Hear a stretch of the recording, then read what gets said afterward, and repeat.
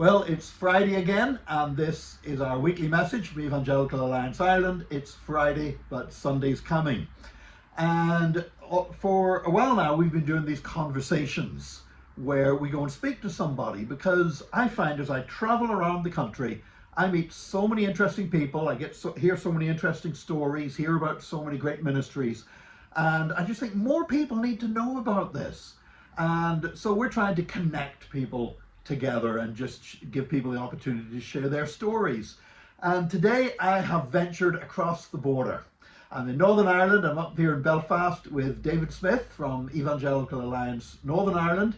So David, it's great to be with you today. Oh, thank you. Thanks so much. Lovely to chat to you, Nick, and to see you again. Yeah, so tell me, how do you end up in this role? I know how I ended up at, I was a pastor, and then I got approached, would you do this? But you've taken a different route to get here, I think, haven't you? Yeah, that's right. So I worked as a solicitor in personal injury claims in Newry. That's where I was immediately before this job. So dealing with a lot of car accidents, personal injuries.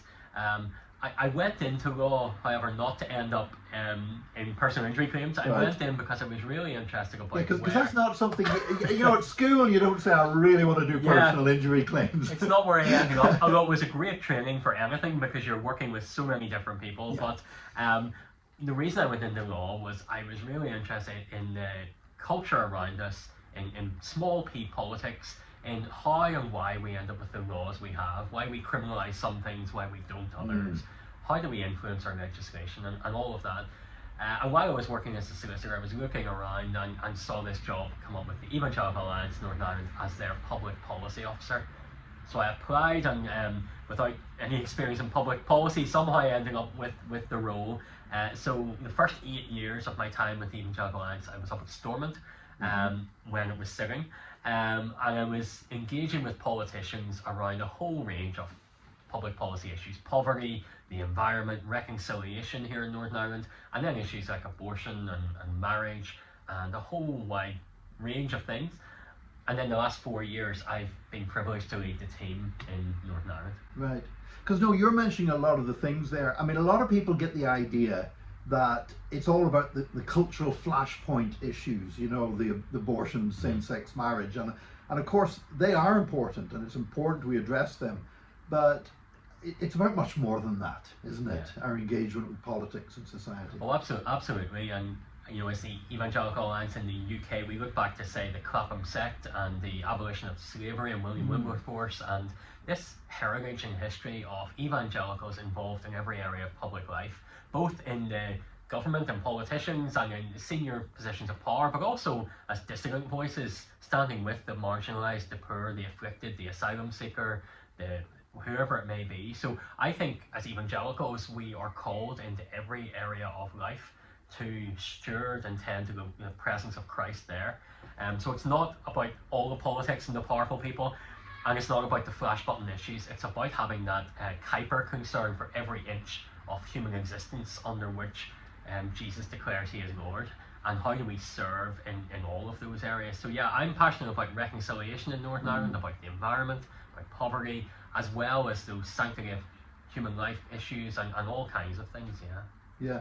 So do you find that there are some areas where we have blind spots as evangelicals, that we're just, maybe we're speaking out against injustice in one area, and then there's something else under our nose that we don't notice? Yeah, I absolutely do, and I think we live in a very polarised moment. So it's not just us as evangelicals, maybe they have that, but maybe we're more susceptible to it in some ways because we have a very strong sense of justice and right and wrong.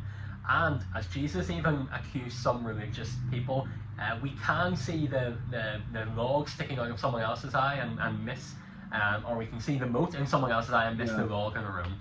And so I do think we need to be careful, and we need to look in both directions. So not just to the right on issues of maybe personal morality or whatever it may be, or not just to the left on issues of social justice. We're called to holiness and we're called to justice, and how we live both of those things out and pursue both personal and public goodness and holiness and common good is really, really important. Yeah, because sometimes instead of asking is something right or wrong, our first question is this a right or left issue, Yeah, don't we? yeah. So, now you have other members of staff and other people working here. What you have a team here, don't you? Yeah. So we're I suppose territorially part of the Evangelical Alliance in the UK. So we have offices in Northern Ireland, in Scotland, Wales, and in London, and we operate almost in a devolved model, a bit like the UK. So we have a local accent here. We're allowed to speak to local issues, and there's a lot of freedom in that. But we also are part of a UK-wide organisation with about 50 staff ultimately. And in our Belfast office here, we have 5 people who work out of this office. We have a church engagement coordinator part-time, a public policy officer part-time. Lisa's our team coordinator and communicator. And then Dawn started a campaign that's now UK-wide, but is based in our office in Belfast, and trying to reframe the debate on abortion. So we have 5 people based there. Yeah, I've heard somebody say about the whole abortion issue, for example, that's an area where we don't want to be like churches in some countries where it's like it's not important, but we don't want to be like in some countries where it's the only thing that's important, isn't it?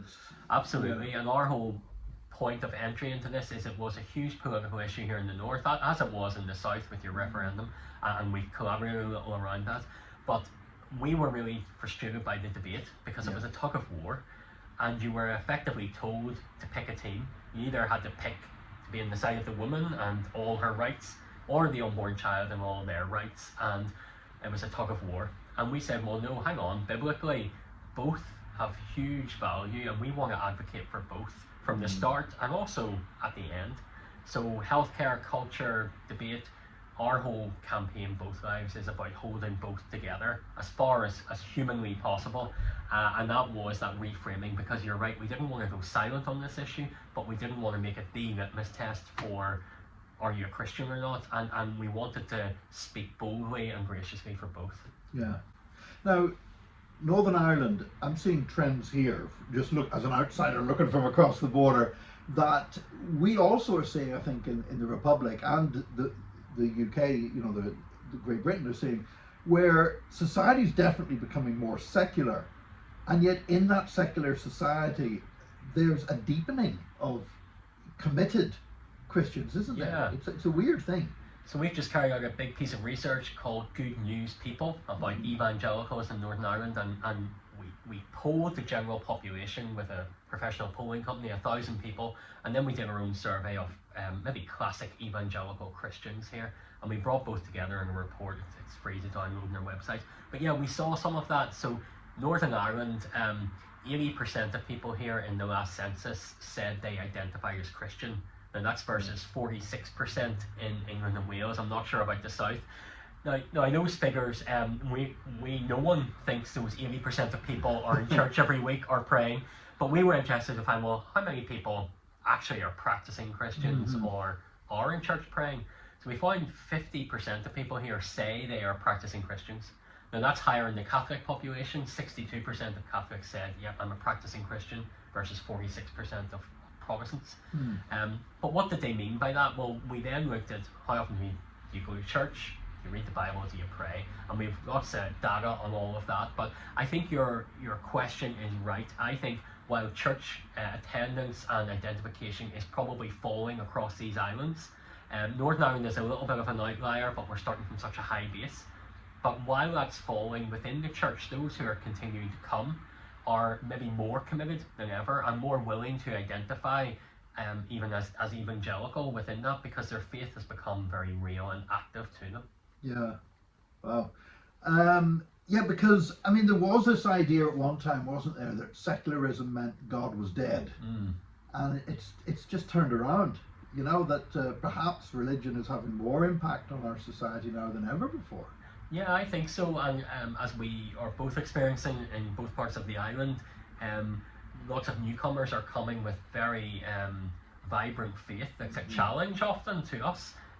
Their commitment, they're bringing a different cultural slant on the worship, on Christianity. There's challenges with some of that, and there's amazing opportunities.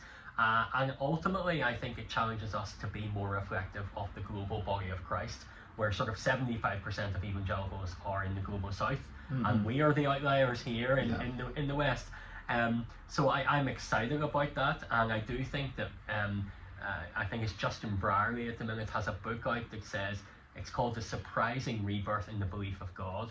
And his sort of point is the new atheists maybe 10, 15, 20 years ago, they were almost declaring, like Nietzsche, God is dead. And what we're seeing now is that's not the case. Faith is very much still in public debate. Yeah. So what would be some of the big areas of challenge that evangelicals are facing now in Northern Ireland? Yeah, I think like yourself in the South, we've seen changes around RSE in schools. That's like our SPHE, the Sex Education and Personal Development Programs. That's right, yeah. And so we're trying to equip parents to have those conversations with their children and to build good relationships with their children's school. We are concerned about the direction of travel around a lot of this, but there's been a lot of scaremongering, and we want to be truthful in this, and we also want to see good sex education for everyone in society, because we do need to talk about these things in the age of instant pornography on mobile phones and all kinds of things, and we're people of deep relationships, so we want to see good relationships. I've been sort of saying the last wee while, there are hot button issues, and as a parent myself, I'm concerned for my kids and the society they're growing up in when it comes to some of these big hot button issues. But being honest, what's more likely to steal my child's heart away from the Lord is probably issues like consumerism. It's maybe having a slightly bigger job, a slightly nicer car. It's being distracted and not growing in their relationship with God. And so I think we need to be careful as evangelicals, because we sometimes are a little bit like magpies. We see something shiny and hot, and we want to be there.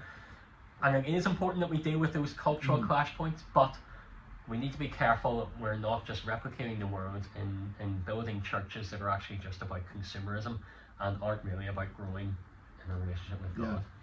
Now, I know you've developed some resources on some of these subjects as well. And let me just say this, when I go to European Evangelical Alliance meetings, and the UK Evangelical Alliance gets mentioned, it's like, oh, we wish we had their resources and stuff. But the good side about that is you've been able to produce quite a number of materials, and you have some you've produced here in Northern Ireland and some that are UK produced as well. So I know there's people in the Republic who would like to access those because they'd still be relevant to issues we're facing. So I guess the first thing they should do is go to your website to check that out. Yeah, we've loads of free resources on our website around cultural hot button issues, around how to share our faith well, and around some things that are particular to Northern Ireland or more widely the island of Ireland. You might need to do a little bit of work to bring it over the border, but not too much, hopefully. So what's the website? So it's www.eauk.org. Okay. And you can find all the resources there. Brilliant. Well, we'll encourage people to check that out. Well, look, David, I wish we had more time to chat. That's been brilliant. There's a whole lot of things there I just want to go deeper into.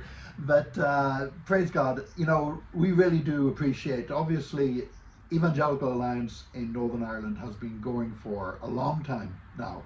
We're much younger, our organisation in the Republic. And so we do really admire a lot of the stuff and a lot of the pioneering stuff that you've done. So we really do appreciate that. So for you and your predecessors in your role, thank you so much. Oh, thank you. No, pleasure. And to be with you. It's been great to be with David today. Next week, I'll be back on the southern side of the border again, and we'll have another conversation. And it might be Friday, but Sunday's coming. But until then, God bless you.